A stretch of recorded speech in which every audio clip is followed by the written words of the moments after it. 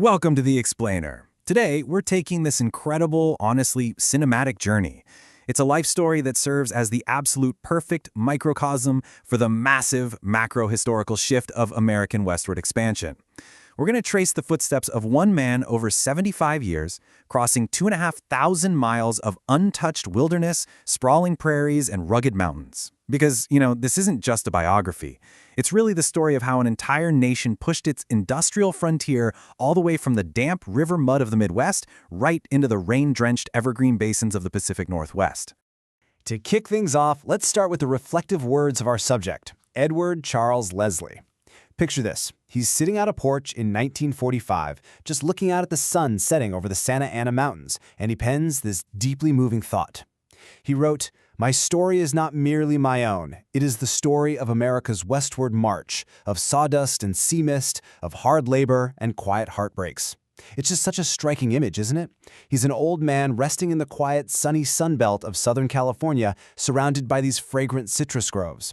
And yet, when he looks down at his own hands, he sees they are weathered, completely scarred and calloused from literally decades of swinging double-bitted axes and wrestling heavy pine timbers.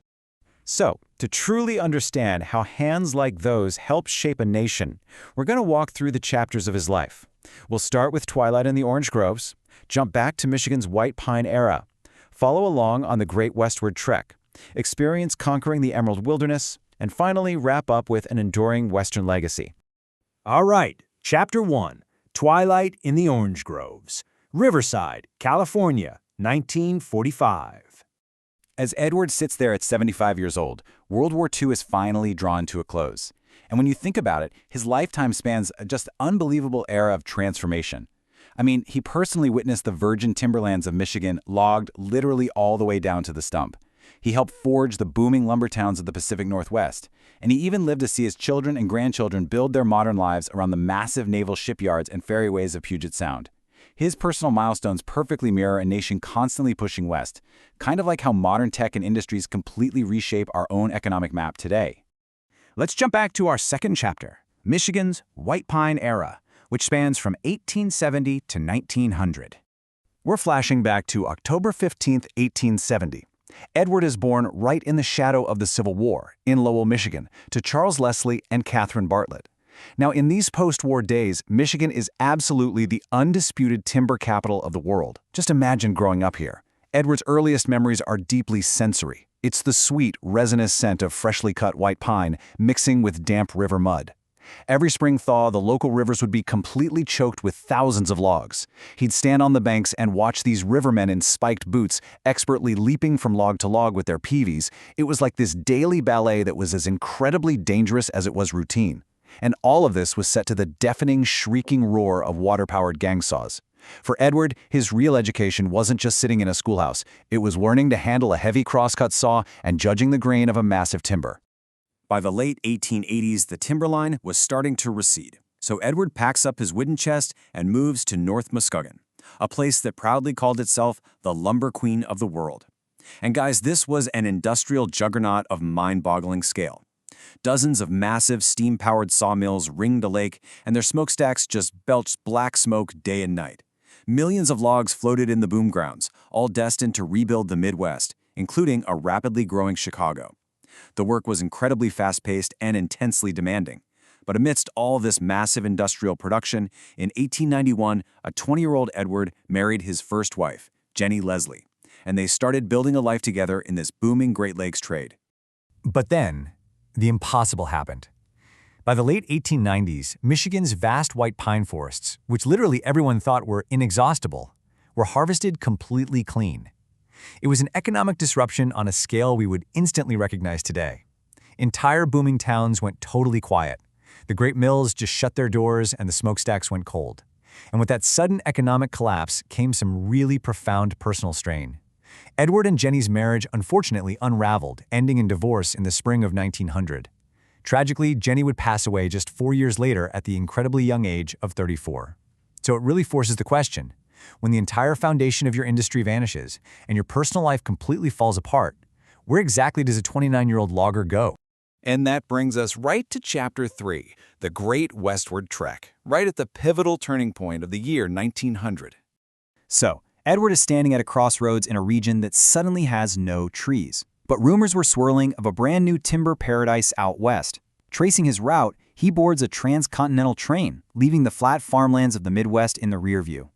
He crosses the vast plains of Dakota, climbs right over the snow-capped Rockies, and arrives first in Spokane, Washington, which was this electric, booming hub of the Inland Empire. But he actually doesn't stop there. He pushes over the Cascade Range and finally descends into the lush, rain-drenched basin of Puget Sound.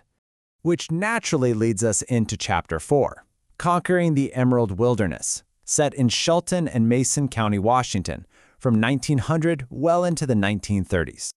Now, that massive number, 200 feet, represents a staggering shift in sheer scale. When Edward arrived in western Washington, he was totally awestruck. He wasn't dealing with Michigan white pine anymore. No, he was staring up at Douglas fir, western red cedar, and Sitka spruce that were 6 to 10 feet thick and stood 200 feet above the forest floor, growing practically as dense as wheat in a field. He knew instantly that he'd found his new home and a challenge that was totally worthy of his grit. This contrast really brilliantly illustrates the macro-historical shift in the logging industry itself. Notice the stark difference here. The Michigan era was completely defined by water-powered gang saws, river drivers using the natural flow of water, and that quiet smell of damped mud. But the Washington era? Man, this was an entirely different beast. Logging out here required heavy steel cables, aggressive steam power, and immense physical courage. These guys were dragging giant fir logs through the mud using massive steam donkey engines and loading them onto railroad flat cars. The air didn't smell like river mud anymore. It smelled intensely of coal smoke, hot grease, and the crisp salt air of Puget Sound. It was in this emerald wilderness that Edward built a brand new life. In the summer of 1900, he met and married an 18-year-old named Clara Myrtle Simpson. She was the daughter of hardy Midwestern homesteaders who had also made that push west. Together, they started a family, finding this deep, personal warmth that stood in stark contrast to their rugged environment. In 1901, they welcomed their son, Lester, Lewell, and Leslie, eventually raising a large family of 7 children. And Edward worked tirelessly in those brutal, totally deafening high-lead logging camps to provide for them, anchoring his growing family amidst the relentless chug of steam locomotives. But you know, life on the frontier is never static. Eventually, the torch has to be passed. Following the massive economic shifts of the post-World War I era, Edward and Clara's marriage reached its close, and they ended up choosing separate paths. But the roots they planted, they held firm. Edward got to watch with quiet pride as his son Lester inherited his intense resilience and work ethic. Lester went on to marry a remarkable woman named Olive May, who actually drove school buses across rural Kitsap County. Together, they raised Edward's grandchildren right in the heart of the great naval and industrial boom of World War II, firmly cementing the family into the very fabric of the Pacific Northwest. Which brings us to our final chapter, an enduring Western legacy, Riverside, California, from 1938 to 1945.